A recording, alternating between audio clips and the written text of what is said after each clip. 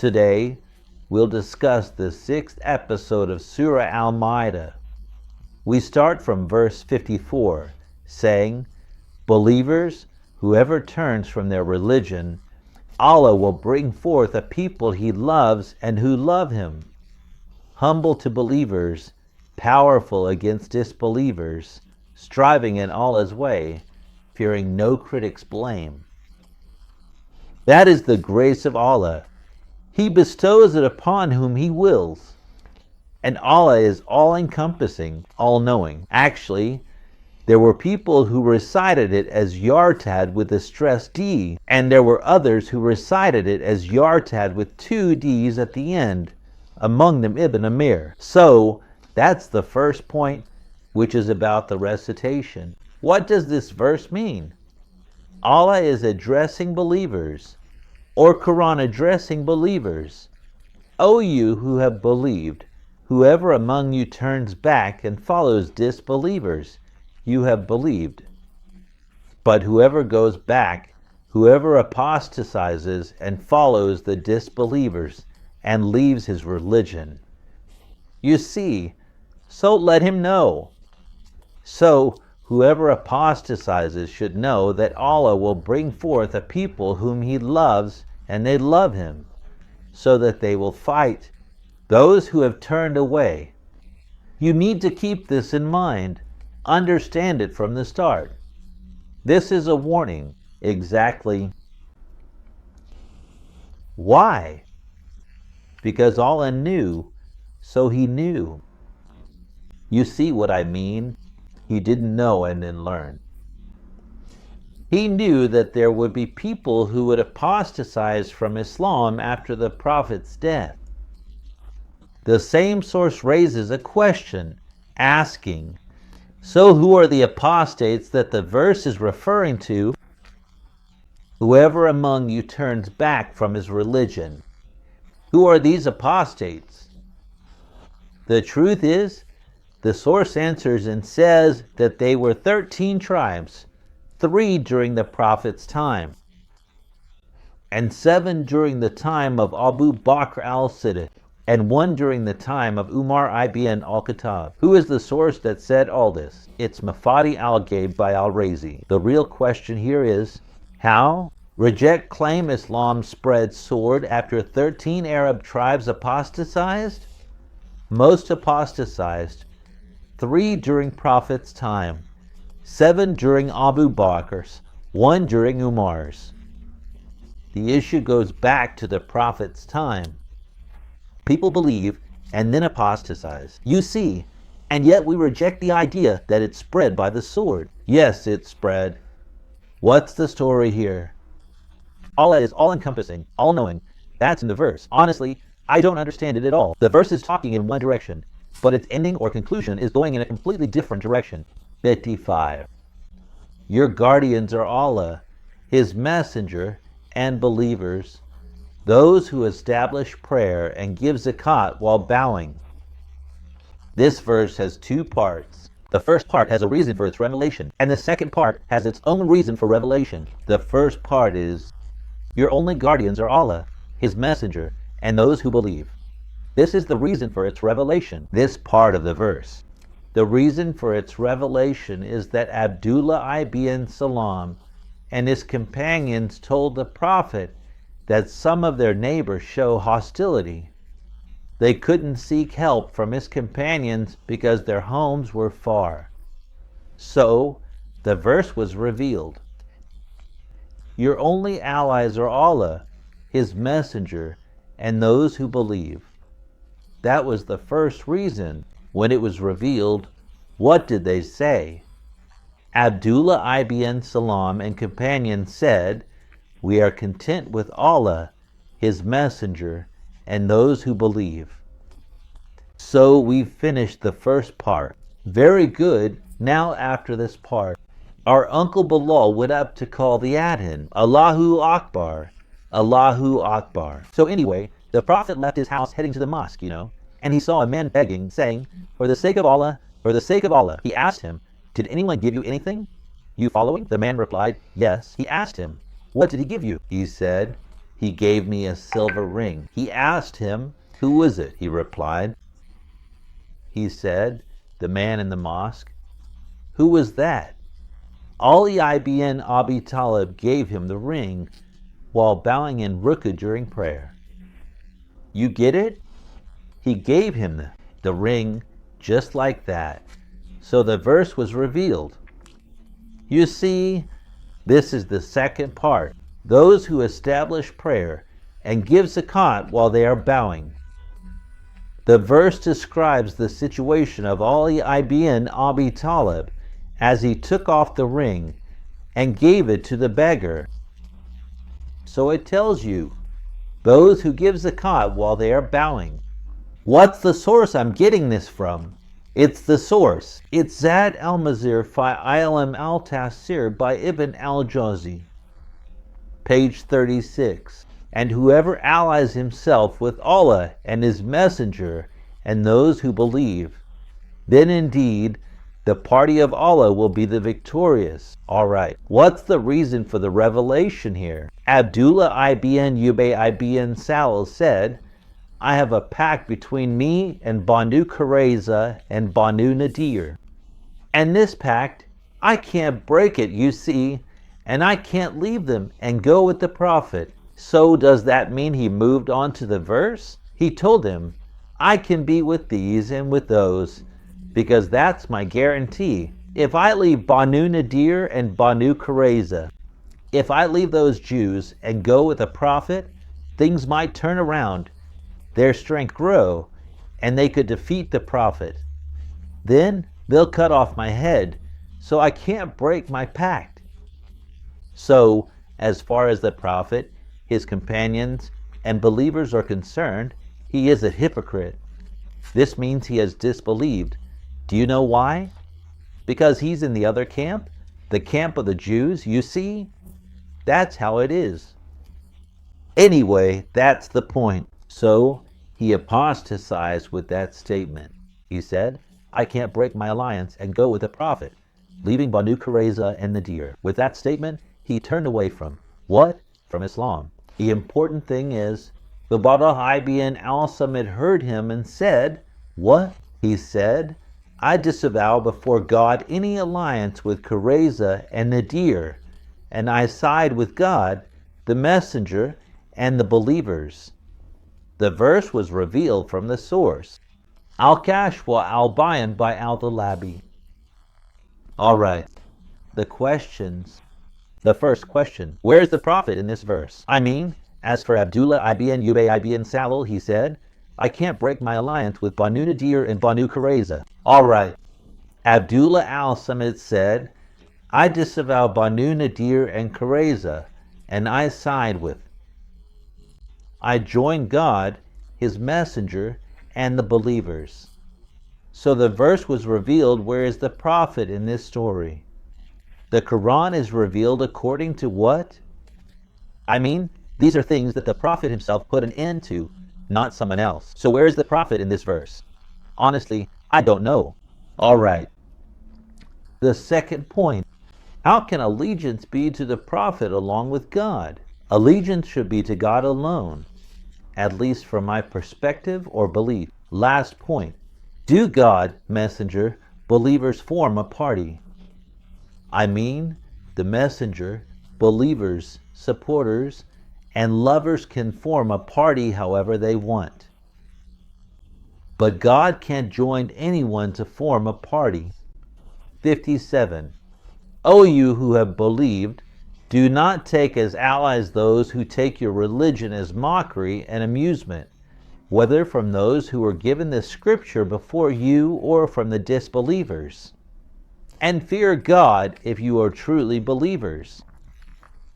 What is the reason for this verse's revelation?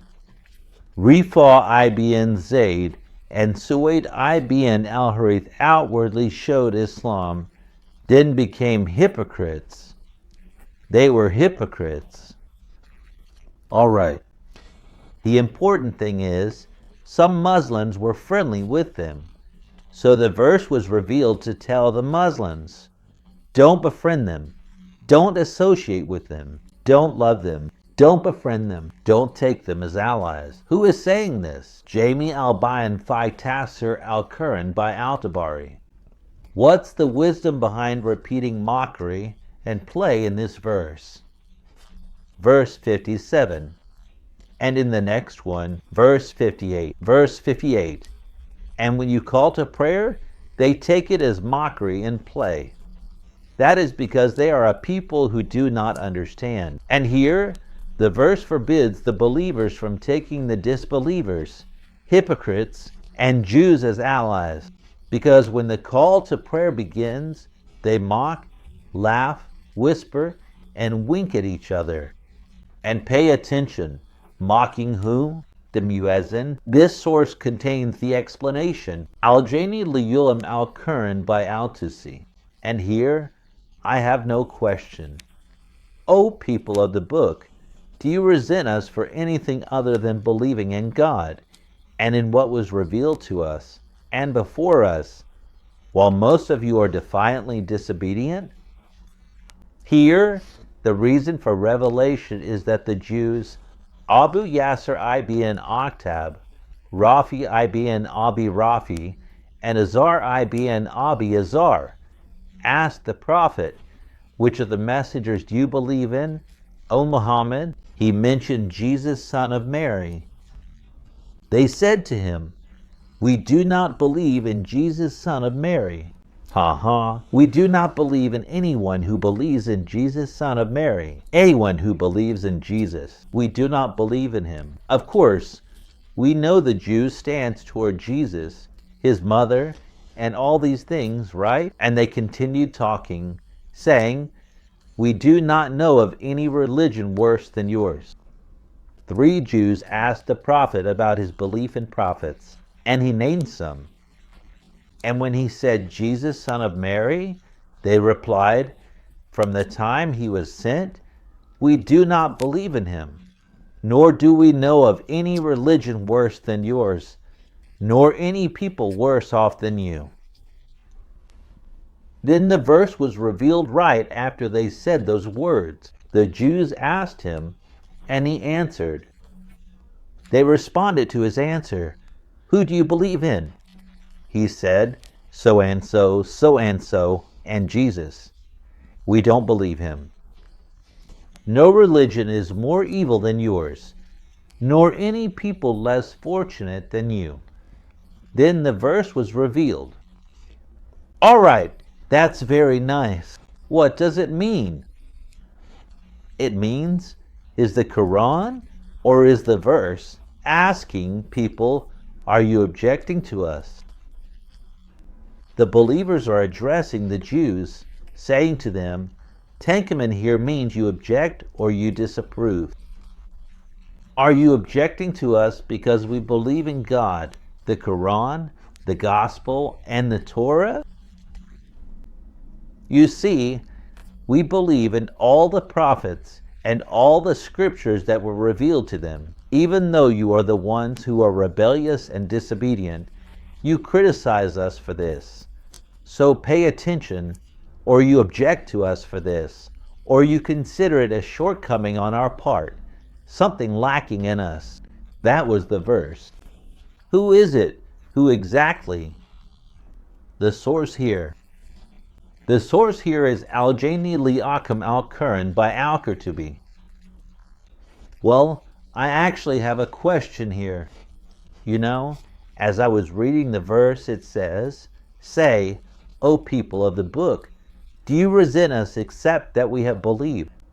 What if we replaced it with because we have believed? Would you resent it? Do you hold it against us that we have believed in such and such and such? Honestly, this illah, except, really confused me as I was trying to understand it. 60. Say, shall I inform you of what is worse than that as a recompense from Allah?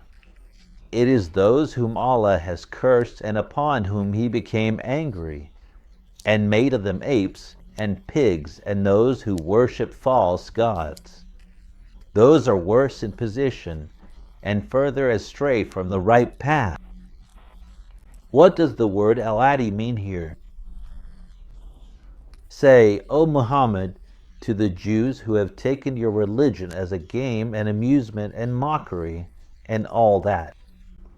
So say to them, ask them, shall I tell you about something even more evil? That is, something more sinful and blameworthy. What does worse mean here? It means sin and wrongdoing. Let me tell you worse than that. That's it. Let me tell you worse than making mockery game out of our religion, sitting whispering, making faces at the muezzin while he calls to prayer. Let me tell you something worse. So what is it? Mind you, even greater punishment. Mathuba. Here, mathuba means punishment, not reward. The Quran's language sometimes says, and give them glad tidings of a painful punishment. Glad tidings usually means good news, not punishment. What's the wisdom? I'm not going to discuss that now, but here it says mathuba, and here it means punishment. So evil means sin, and mathuba means what? Punishment. Let me say it again, simply like this. Muhammad, tell the Jews, shall I tell you of something more sinful and more punishable than you taking our religion as a game and amusement? Shall I tell you of something even worse than that, Something more sinful and more punishable? Yeah, go ahead and tell us, One of them is the one whom God has cursed, meaning the one whom God has expelled from his mercy. All right, whatever you say. And also, those whom he was angry with because of their immorality and disbelief, And also, he made some of them into apes. And also, those whom God turned into apes and pigs. You see what I mean? So first, those whom God has cursed. Second, those whom God was angry with. Third, those whom God turned into apes and pigs.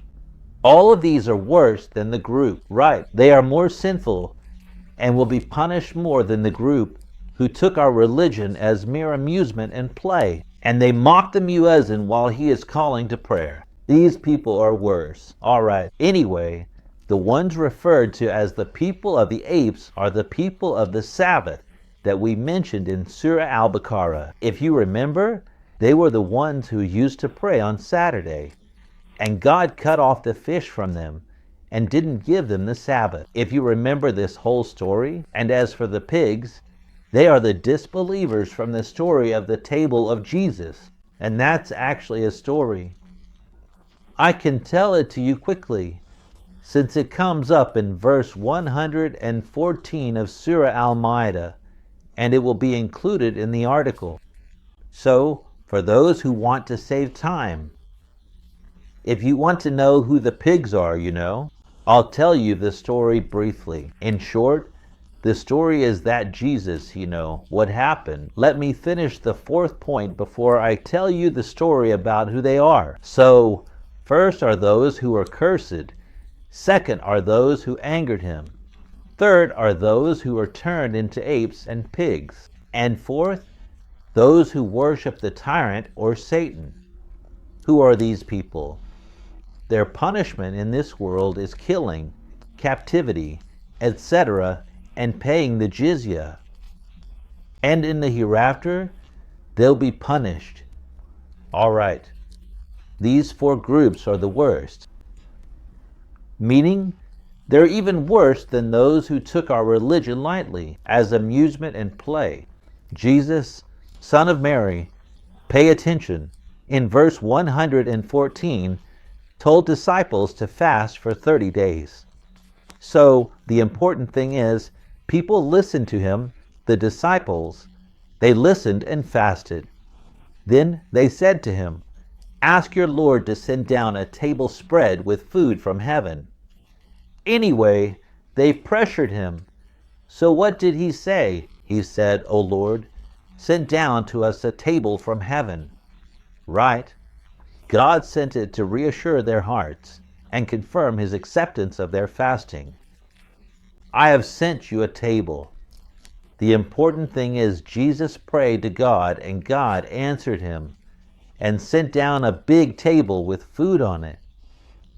There were 7 fish and 7 loaves of bread, and there was vinegar, salt, pomegranate, honey, and various fruits, just filled with wonderful things. Anyway, the Jews found out, and of course, they were upset that all this goodness wasn't for them. So anyway, what happened? Jesus told the disciples, eat. They said to him, no, you have to eat first. He told them, no, the one who asked for the table. I didn't ask for a table, and I didn't ask for food. You're the ones who asked. I prayed to God, and God sent us a table with all this food on it. Anyway, when the disciples refused to eat, so what happened? It was revealed. Yeah. So when they refused, what'd he do? He told poor, needy, sick to eat. Jesus told the poor, the needy, you go ahead and eat. Eat first. He brought it. What does that mean? He said the poor, needy, sick, 1,300 who ate, God healed. Blind saw, deaf heard. God blessed them. Even the poor became rich. All right, that's great. Anyway, people found out. They came from every far-off place until the number reached 7,000. God told Jesus, now rich and poor were coming. God revealed to Jesus, make this table only for the poor. Tell them not to store or save anything from it. Meaning, they shouldn't take any of it home to store food or keep it in their houses.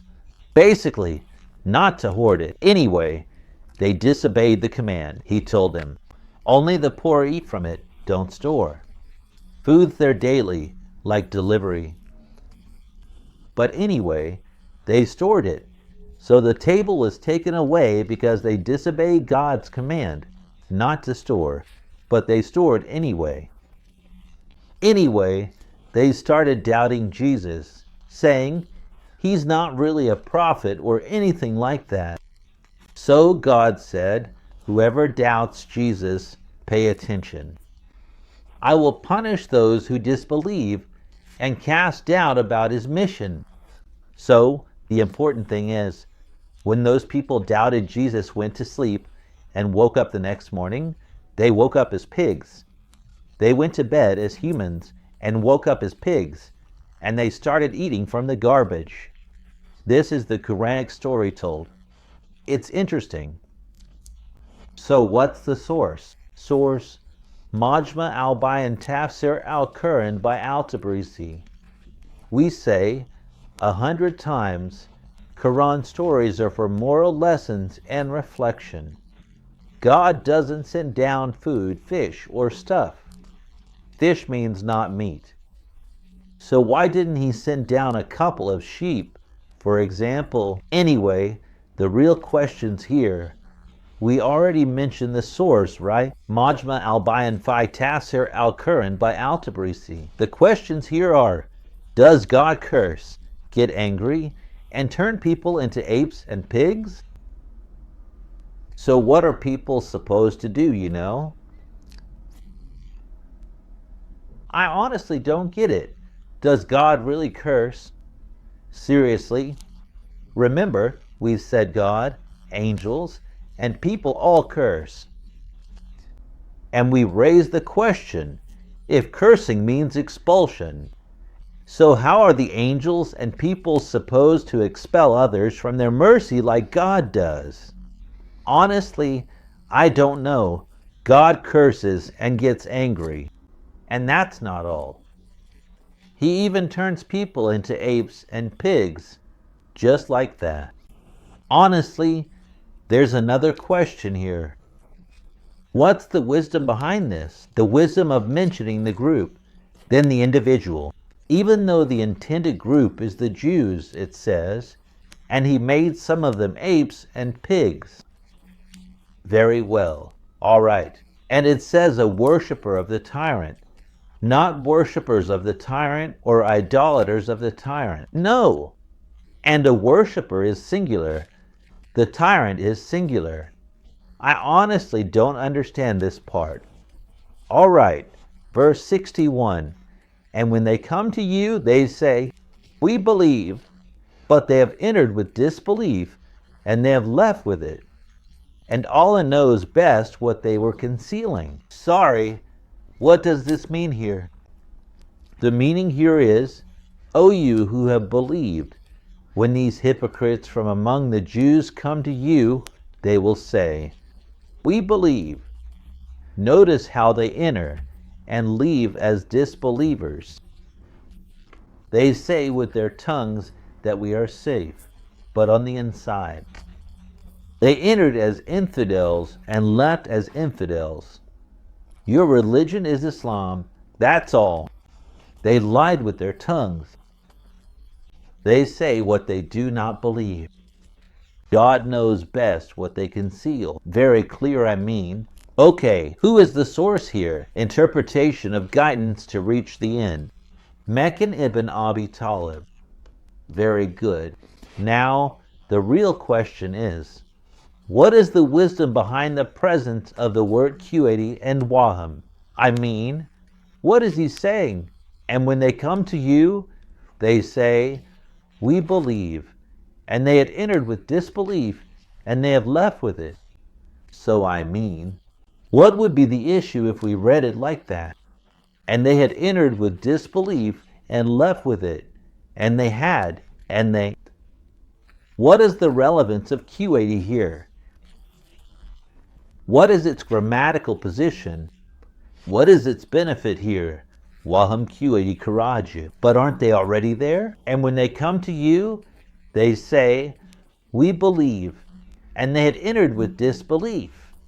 But I mean you, when you say, and when they come to you, they had entered, with disbelief. And then you say, and they had left with it. What's the point of Waham here?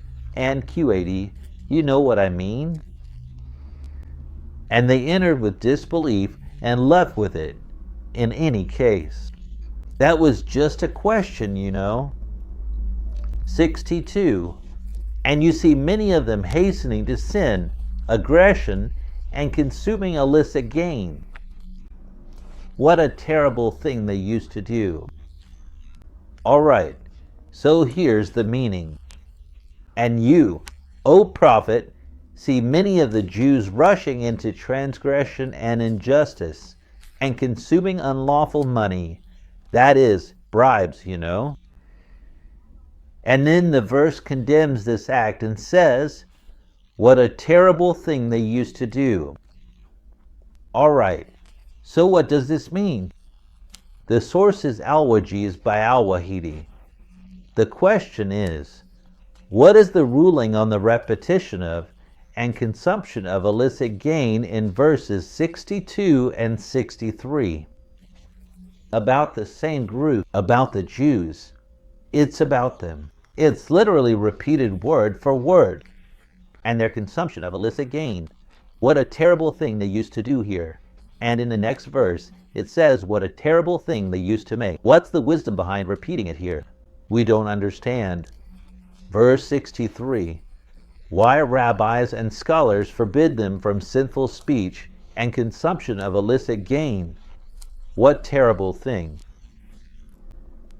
Notice, it's exactly the same thing here.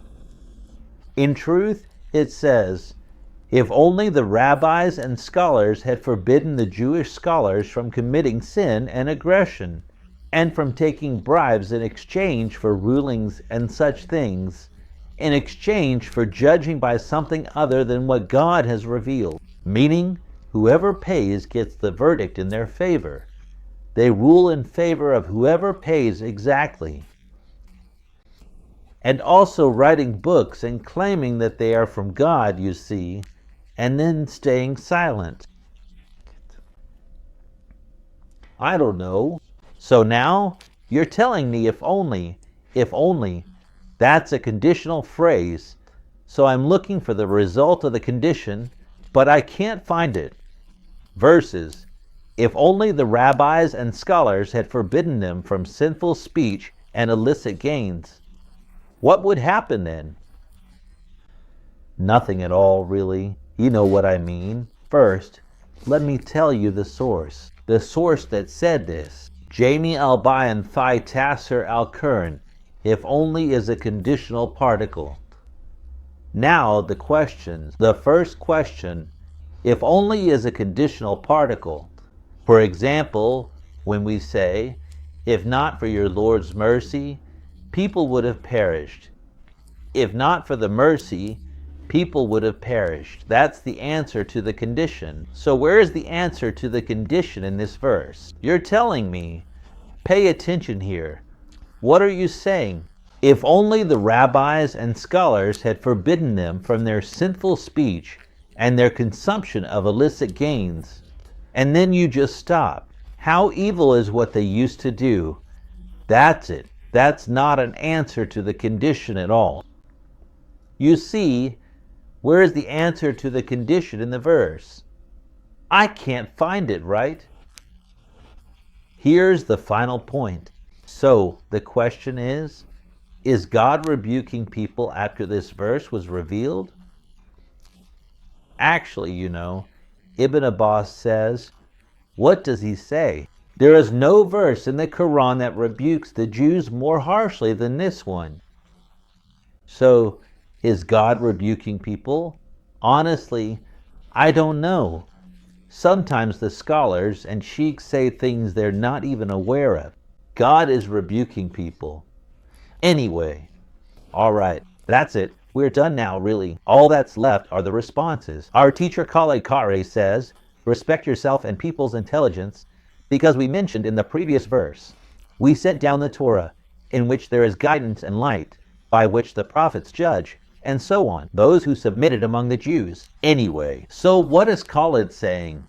He says that Torah is feminine and book is masculine. You did it? All right. So what is he saying then? Khaled's concoction is something that neither appeared in the verse nor did we see it in the verse. He says, look, the Torah, it was sent down with guidance and light. It's feminine. It's feminine. So that's good. The prophets, who are masculine, judge by the Torah. All right. The verse says that a transformation happened in it. How do you know that a transformation happened in it? So what is he telling you then? Those who became Jews, the rabbis and scholars, these religious men submitted to God, the Lord of the worlds. He tells me in the comments, pay attention, and they judge by what they preserve from the book of God. Okay, who told you that? I mean you just made this up yourself. How did you read God's intention, sir? Sir, read the Quran. Don't try to get into God's intention, because you won't be able to. He says, I could read it to you another way. He tells you, no, that's my point of view. Okay, so who did you rely on for your reading? Honestly, people read what their souls are comfortable with, what they desire. Look, the verse says, we sent down the Torah with guidance and light. Prophets judged by it for Jews. Someone says, no, this verse is abrogated. Stop and start. Have some shame. I want to thank Mr. Akil from Iraq for his private message. I tried to send him a message back, but it bounced. So I have to thank him here privately. And I also thank Mr. D. Jamil, honestly, and I want to tell him not to trouble himself too much, because it's really just a symbolic gesture, nothing more. And I'm really grateful that you appreciate my work and that you send this support to the channel. So thank you all very much, and I'll see you next time.